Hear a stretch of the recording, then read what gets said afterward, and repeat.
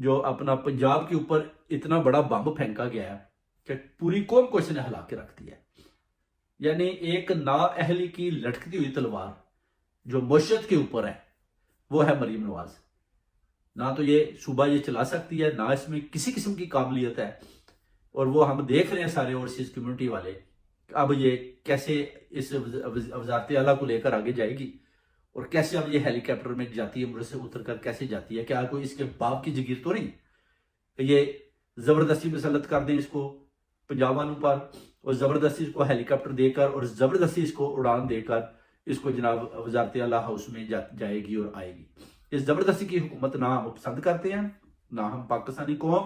overseas community پرزور مذمت کرتے ہیں کہ مریم نواز کو اس رتبے سے ہٹایا جائے، اور جو آدمی ادھر سے جیتا ہوا ہے ڈاکٹر راشدہ جو بھی جیتا ہے ان کو مسلط کیا جائے اور قوم کی خدمت کرنے کا